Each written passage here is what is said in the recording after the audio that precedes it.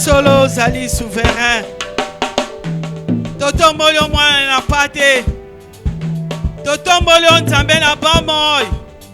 Totombolio libanga na talo. Totombolio mokonzi na bakonzi. Kolo yeso za mokonzi. Kolo yeso za nguya. Kolo yeso za malamu. Kolo yeso za bikamwa. Oh yawe totombolio. Wana misane kulusu. Totombolio poto zoete sikane biso. Totombolio poto kangola kibiso. Merci mokonzi na lola. Oza nzambe okotika na nzambe. Merci pour la nyonso sali na kati ya bomoi na biso pendant 28 jours. Toza na kontima. Toza na assurance que yo bongoli ba vi na biso. Tombo mana yo mokonzi monene. Yawe na kozongisa tango kati na loboko na yo Yawe. Koloba ke ngai nani liboso ba santu na yo. Naza le côté pe na yebi le côté. Mais molimo santo na nzambe. Yondo ebi pense na nzambe ya kalobela biso. Sasa ipi na zote melangu ya nyos. We zali kotato ya seigneurie na yo te. Nazali coordonnango libéré katune sika au nom puissant Seigneur Jésus. Oh Saint-Esprit de Dieu. Yaka ko glorifier Seigneur Jésus. Nako monangu ya kolo yesu neto bonde itolobi.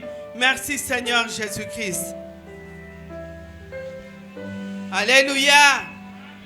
Alléluia. Est-ce que va racheter bazane sikoy? Oh bato basomba mina makila. Bato basomba mina motuya bazane sikoy. Ce que vous allez manifester en go.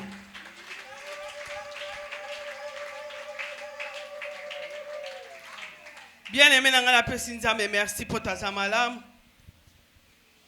Ye o apesinga souffle de vie. Apesinga makasi asali pengolu. Lelo na zala compter parmi les vivants na tele mapena salela ye.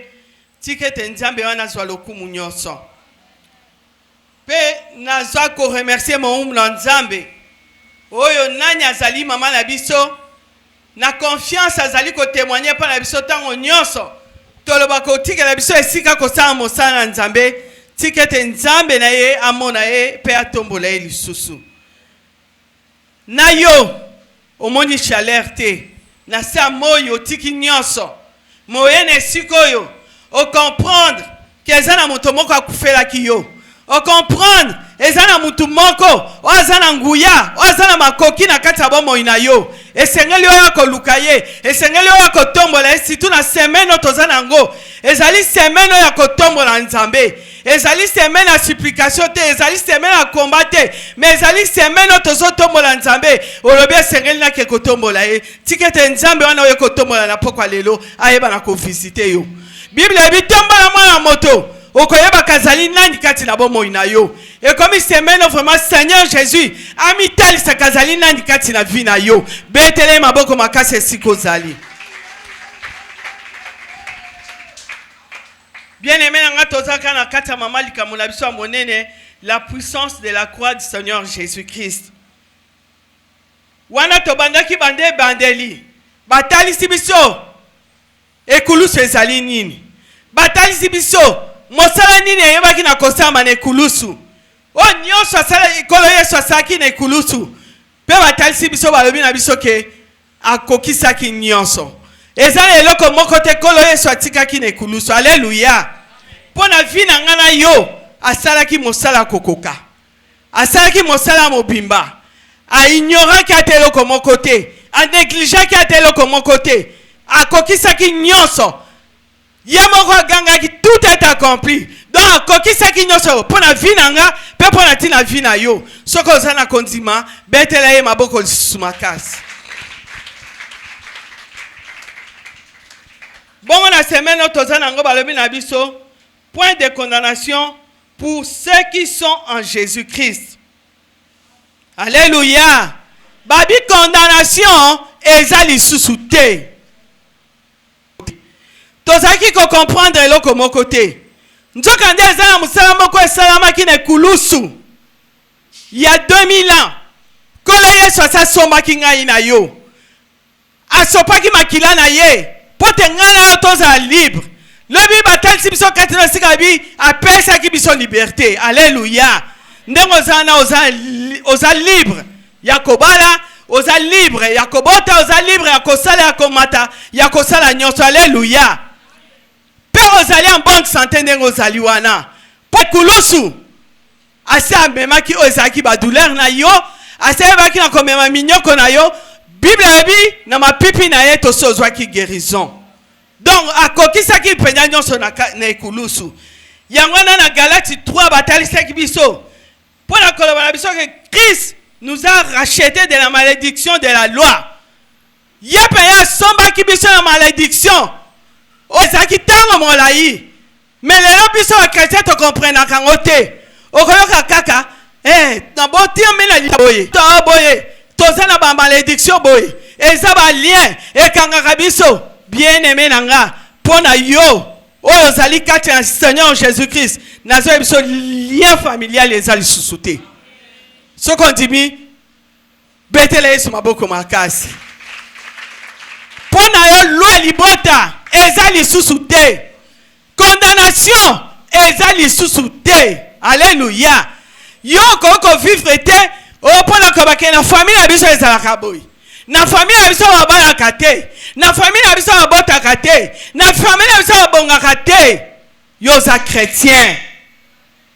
Oso somba mina makila ekolo Yesu. Biloko na ezali susute na valeur na kati ya vie na yo. Alléluia. Bongo ezaki sutem na nga lelo ezali.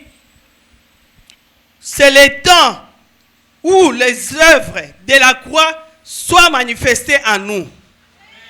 Ngonga oyo misala ekulusu oyo kola na biso ebaki na kosala na ekulusu eba na komonisama na kati ya bomoi na biso. Biso esengeli to vivre misala wana. Biso esengeli to vivre makambo wana okola na biso amemaki na ekulusu oyo ndimaki kozwa esika na biso. Biso esengeli to vivre yango na kati ya bomoi na biso. Balobi na misala ki malédiction mpo nga na ye tozala béni. Amisala ki pauvre ponga na yo tozala riche. Alléluia. Ngonge koki potengana yo to vivre misala wana na ba vie na biso. Wana sans plus tarder tozozo la Bible na biso ba kotangela biso na Jean 9.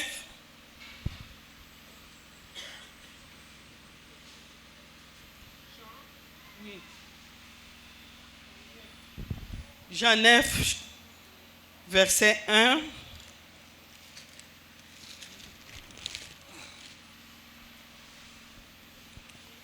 Totelemi tokotanga malembe ya kotangela biso nanu tokotanga 1 tina 38 izwa nanu 1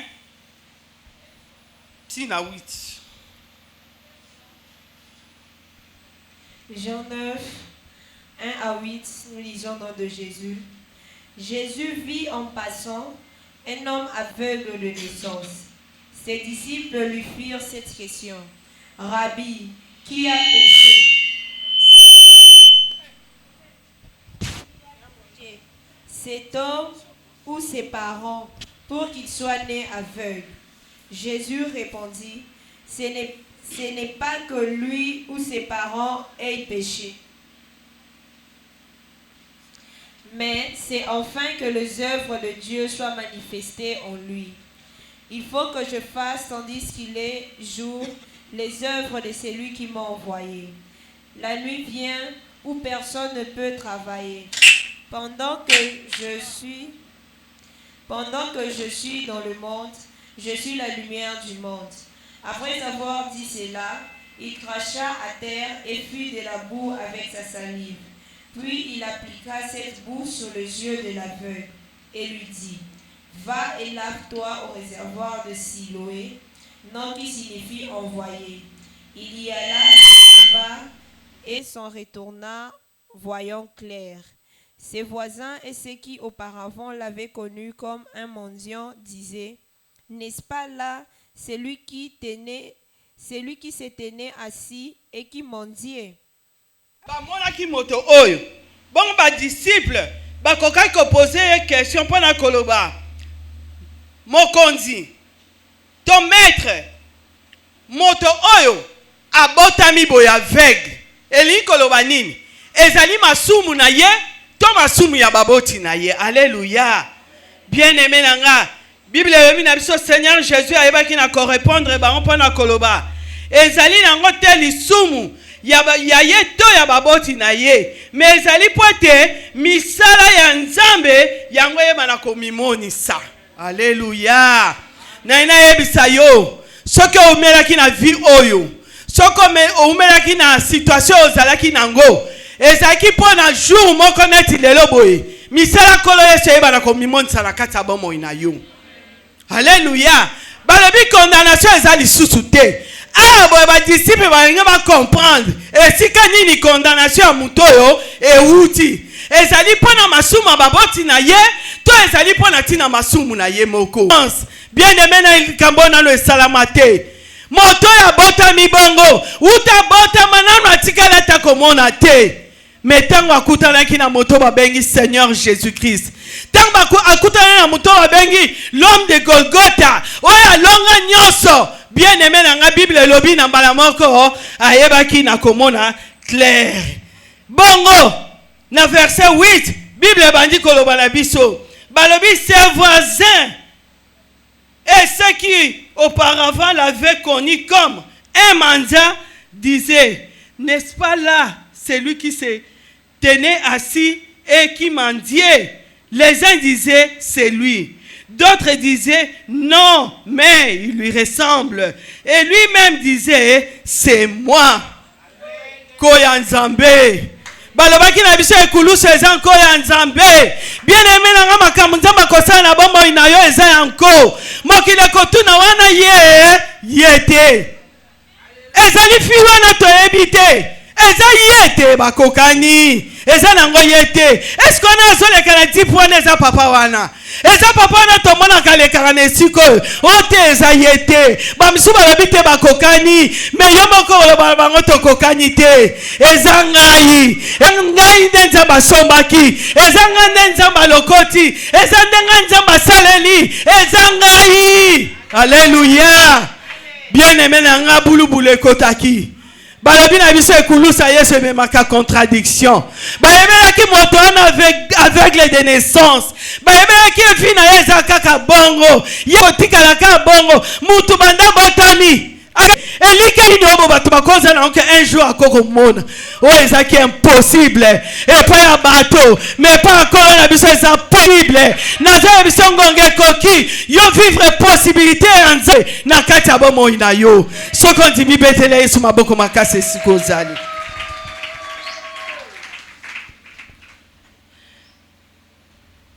Bongo balobela qui est. Comment tes yeux ont-ils été ouverts?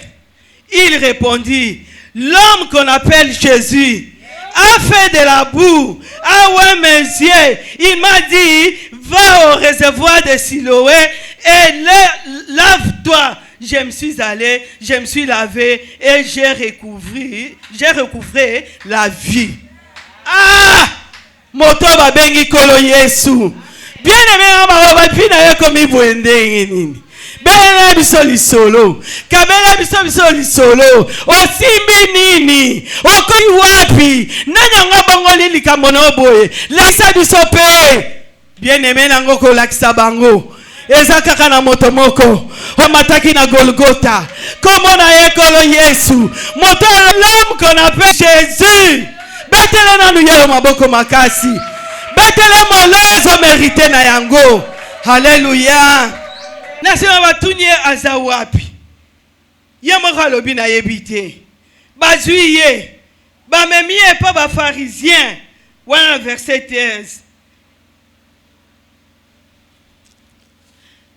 Oh, ezalaki mokolo ya sabbat. Jésus a fait de la boue et lui avait ouvert les yeux.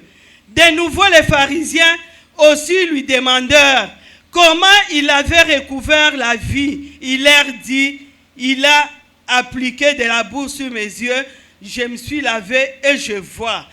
Si quoi, quelques-uns de pharisiens dirent, cet homme ne vient pas de Dieu car il n'observe pas les sabbats. Bien-aimé nanga, tikanga na ebiso ba eba kiteke yenda zaki maître ya sabbat. Sabbat ezaki nango loi ya Moïse. Mais hier aza likolo mibeko. Alaki kokwesa mibeko wana. Bien aimé nanga tango tozali, tozana tina sur ko vivre ba loi ya mabota na biso te. Balobi o Sabbat, miracle koko ko sala mate. Mais ba ekite ke kolo Yesu aza likolo ya Sabbat. Kolo Yesu aza likolo ya nyonso. Alléluia. Bakomi koloba moto yo. Te aza moto atosaka mibeko te. Bien aimé nanga moto azon sosu na sa mibeko te. Pona koloba ke kutimi na biso elobi boye. Kutimi na biso elobi boye. Yonde ngeni ozola kisabatu. Yonde yebi ko sambela. Yonde lingo telemela kutimi. Bien aimé nanga yebisa bango kolo Yesu aza likolo kutimi. Kolo Yesu aza likolo ya mibeko. Alléluia. Balobi les asaba. Ndenge ni Seigneur Jésus-Christ akoko sa miracle na jour à Sabbat. Bamisusu balobi, c'est quoi quelques-uns de pharisiens disent cet homme ne vient pas de Dieu car il n'observe pas les sabbats. D'autres disent comment un homme pécheur peut-il faire de tels miracles? Alléluia. Lolengeni mutamasumu akoko sa bikamu aboye. Paix division ekota kikati na bango. Bien aimé nanga pona vie na yo. Division ekokota. Alléluia. Et batu musu ba comprendre te babite. Tokanga kiye, mais tozo mona abimi, ndenge nini? Babisusu bako tingama, même so abi waza sumutako simba te. Waza sumutako simba te. Poto monyo nzamba zo sala kati abomo inaye. Bien aimé na zo ebiso. Koya nzambe ekotindika batu musuba ya kofukama baya kolobela yo eza na ngonga ite eza moto boye yenda lobaki to sala boye yenda lobaki to kanga yo oyebite muto akangi yo eza kingani yenda sala ki boye pona nini confusion esekotaki kaya banguna na confusion esokota après 28 jours confusion esekoti na camp divers bulubula kozali. Bongo Bible elobi na biso ya yoko tangela biso à partir du verset 18. Non. 18 te. Joaka 16, bandana 16. 16. Sur quoi quelques-uns des pharisiens dirent, cet homme ne vient pas de Dieu, car il n'observe pas le sabbat. D'autres dirent, comment un homme pécheur peut-il faire de tels miracles? Et il eut division parmi eux. Ils dirent encore à l'aveugle, toi, que dis-tu de lui sur ce qu'il t'a ouvert les yeux? Il répondit, c'est un prophète. Les Juifs ne crurent point qu'ils eût été aveugles, et ils eussent recouvré la vue jusqu'à ce qu'ils eussent fait venir ses parents. Et ils les interrogèrent, disant, est-ce là votre fils que vous dites était né aveugle? Comment donc voit-il maintenant? Ses parents répondirent, nous savons que c'est notre fils et qu'il est né aveugle. Mais comment il voit maintenant ou qui lui a ouvert les yeux, c'est ce que nous ne savons pas. C'est ce que nous ne savons.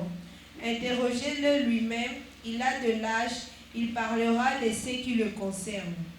Ses parents dirent cela parce qu'ils craignaient le juif, car le juif était déjà convenu que si quelqu'un reconnaissait Jésus pour le Christ, il serait exclu de la synagogue. C'est pourquoi ses parents dirent, il a de l'âge, interrogez-le lui-même. Les pharisiens appelèrent une seconde fois l'homme qui avait été aveugle et lui dirent, donne gloire à Dieu, nous savons que cet homme est un pécheur. Il répondit, s'il est un pécheur, je le sais. Je sais une chose, c'est que j'étais aveugle et maintenant je vois. Ils lui dirent, que t'a-t-il fait? Comment t'a-t-il ouvert les yeux? Il leur répondit, je vous l'ai déjà dit, et vous n'avez pas écouté. Pourquoi voulez-vous l'entendre encore? Voulez-vous aussi devenir ses disciples? Ils injurièrent et dirent, c'est toi qui es son disciple. Nous sommes disciples de Moïse. Nous savons que Dieu a parlé à Moïse, mais celui-ci, nous ne savons d'où il est. Cet homme leur répondit, il est étonnant que vous ne sachiez d'où il est, et cependant il m'a ouvert les yeux. Nous savons que Dieu n'exauce point le pécheur, mais si quelqu'un l'honore et fait sa volonté, c'est celui-là qui l'exauce. Amen. Tobeteli maloba na Nzambe maboko makasi. Alléluia. Bien-aimé na ngai, bulubulu ekotaki. Trouble ekotaki. Babandi koloba na moto yo. Balobi pona yo. Moto afongoli yo misu. Azali nani? Ya lobi azali mosakoli. Biso tondimi yango te. Bo benga nani baboti na ye. Benga papa na ye. Benga mama na ye. Ye bango nde bakoya ko confirmer biso ya solo soki moto yo azalaki aveugle. Alléluia. Bien aimé nanga mokile monaki keza impossible. Mutu abota mandengo wana. Alléluia. Eza na ba miracle mso esalamaka. Mutu azaki komona miso ekufi. Bayeba bondeli ye miso zongeli komona. Me oyo uta bima libumu mama ya mama na ye atikala komona ta mokolo moko te. Alléluia. Balobaki na biso kati no esika miracle na biso ezala ngona ndenge na ye kolo na biso azali multi system asala kana lolenge na ye pona mokoka tanya peteza esengalaki ba mosusu anja kita aningisa mai tango akozinda na sima bazwa miracle mais pona moto wana azwaki miracle sec. Alléluia. Pepo na tina motoyo miracle na ye ezaki lolenge mosusu ba to benga ba parents na ye menena ye bisayo ezo komela yo na 28 jours yango ezo dépendre na ngona ba parents na yo te ezo dépendre na ngona ba boti na yo te ba bi ba parents na ye ba ya ba confirmer biso soki mwana oyo penda zaki avec ba parents ba ye ba lobi oui tondimbi aza mwana na biso biso nde tobotaki ye banda tobota ye azalaki na ye komona te toyebi ke azalaki avec mais ndenge miso na ye efongwami na biso na bino toyebi te na ina yebisa moto moko bako comprendre te miracle na yo bénédiction na yo bako comprendre te ke uti wapi makambo ekokoma na vie na yo ekotia trouble. Mais il faut comprendre yango te. Même la famille, va comprendre yango te. Alléluia. Toyebi te. Toyebi na biso ndenge ya monite. Entre temps bazo le babongo, bazo banga. Puisque zaki na loi moko, ceux qui m'entendibeli, Seigneur Jésus, bako bengana na synagogue. Alléluia. Bango loka bazaki ba coutumier, ba mona ke vi na bango ezana kati synagogue. Alléluia. Nazo ebisona yo, vi na yo zo dépendre na lola. Lelo so likamwe komeli yo, baloba yemoko. Yemo onda yibi. Yemo konda bomi. Yemo konda saliboy. Alléluia. Bokene bokanga ye yemoko. Mais moto Seigneur Jésus, andima ki bakangaye. Moto Seigneur Jésus, andima ki babetaye. Moto Seigneur Jésus, andima ki banyokola ye. Yo atikala ko sala lisumu ata mokolo moko te. Mazwa ke sika yanga na yo.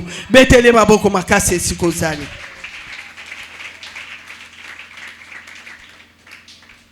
Nasima batali moto yo. Balobi yo ndengo zawana kumisa na yo kaka Nzambe.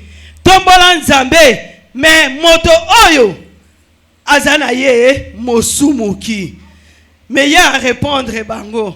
Si les pécheurs, je sais une chose, c'est que j'étais aveugle et maintenant je vois. Alléluia. Azala mosumuki. Yango etali nango ngaite. Melikamo moko ngana yebi. Ezana moto moko mataki nekulusu.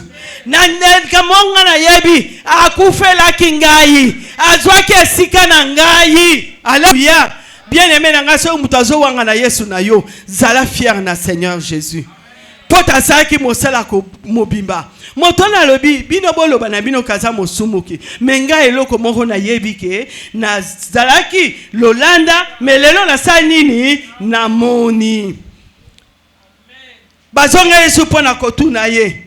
Asalaki lolenge nini? Abi o. Na sina explica ki bino. boyoka na bino te bolingi na bino kondima te siko bozo tuna nga pona nini bino pa bolingi bokoma ba disciple na ye babandi kofinga ye. Alléluia. Bien-aimé na ngata bafingi opona Yesu kangama na Yesu kotika Yesu te bakofinga yo pona tina Yesu bakotola yo pona tina Yesu oleki babi ye wana leki amatisu na Bible na ye metozo mona eloko te menga na yebi ezana mosala moko ese salami ne kulusu bonga bondima boboya bondima ase azwaki esika na ngai boko vivre misala na ye na bomo inangai. Alléluia. Bafingi ye babengani ye balobi biso toyebi kaka Moïse toza ba disciple ya Moïse moto oyo toyebi te soki awuti wapi moto na bozo kamusanga ndenyi boko yeba esika ye awuti te nzoka nde motongo afongolinga miso biso nyoso na ngai na bino toyebi ke Nzambe ayanolaka mosumuki te me ayanolaka moto oyo nani asalaka volonté na ye ba oyo nyonso bazali ko honore ye Nzambe a exaucera bango. Alléluia. Bien-aimé nanga kolo Yesu asalaki volonté ya papa na ye. Bible ebi a se sacrifié qui ami kitisaki azalaki obéissant tina liwa ya ekulusu yango na Nzambe tata tombolaki ye apesaki ekombo likolo bakombo nyonso atombolaki likolo ya nyonso afeke na kombo la kolo Yesu mabolongo nyonso esa nini efukama ndenyi bino bozio yeba yete ndenyi bino bozondima yete. Alléluia. Nzoka nde moto oyo papa si atomboli ye. Alléluia. Nzambe ayandolaka basumuki te. Bible balobi na biso batali ye balobi ne longwa kuna mosumuki yo ningi enseigner biso puisque ya lobi na bango mais si quelqu'un l'honore et fait sa volonté, c'est lui-là qui l'exauce. Jamais on a entendu dire que quelqu'un a ouvert les yeux d'un aveugle né. Si cet homme ne venait pas de Dieu, il ne pourrait rien faire. Il lui répondit, tu es né tout entier dans les péchés et tu nous enseignes. Il est chasseur. Alléluia. Bien-aimé nanga tellement que moto azaki na nzombo na bikamwa na ye azaki na nzombo na makambo Nzambe asalela ki ye azaki na assurance wana bango batabi oyo azamutu suto discuter na ete basaki nini babengana ki ye bon kolo Yesu tango ayokaki ke babengani ye Bible bi aye akutani na ye atuni ye crois-tu au Fils de Dieu? Il répondit qui est-il, Seigneur, afin que je croie en lui? Tu l'as vu, lui dit Seigneur, lui dit Jésus. Et c'est lui qui te parle, c'est lui. Et il dit, je crois, Seigneur, et il s'est prosterné devant lui. Alléluia. Likambo ezali a ezali likambo ya kondima. Bien-aimé nga ndimela kolo Yesu. Ndimela ekasali mosala na kati ya bomo ina yo. Alléluia. Lobi pasteur dit à lobi liberté ezali pe état d'esprit. Tango yo comprendre que naza libre, muto koko kanga yo te. Alléluia. Nga naza libre ya kobala na kobala. Naza libre ya ko voyager na ko voyager. Naza libre ya kobonga na kobonga. Nazo tambola na bike muto ko kanga azate. Obstacle ezate. Alléluia. Pona nini? Pour Seigneur Jésus, à sa salaki, musala kokoka. Mais kolo yesu atuni, est-ce que vous ont dit ma na mwana na Nzambe? Est-ce que vous ont dit ma que yesu sali na bomo ina yo? Est-ce que vous ont dit mais la kolo Yesu? Alléluia. Alobi nani yango kuye ponga na nzima alobi ezali ngai o nazolobela yo. Bien aimé na nga nzimela maloba na Nzambe. Maloba tozote ya biso kati no esika eza nango maloba ya moto te, eza nango maloba mama Pauline te, eza nango maloba ba pasteur te, mais eza liloba na Nzambe. Yo nzima na maloba wana oko vivre maloba wana na kati ya bomoi na yo. Nzima kasa na bomoi na yo okomona changement kokota na kati ya bomoi na yo. Bien aimé na koza neti te. Moto azana doute asepelisaka Nzambe te. Bible ebi nyonso azopusa na liboso na ye anzima kazali. Pe ali mofuti ya banane ya ba oso balukaka ye. Ngana yako luka ye pendant 28 jours. Mais Seigneur Nzambe wana futanga. Et Seigneur Nzambe wana bongola a changé vie nanga. Bien aimé nanga na zebiso luka na Nzambe. Mais la retraite lokola to comprendre. Mon salaire est ça maki de kulusu. Et Seigneur vivre changement wana na kata vie na yo. Bible lobi moto wana tali alobi nandimi.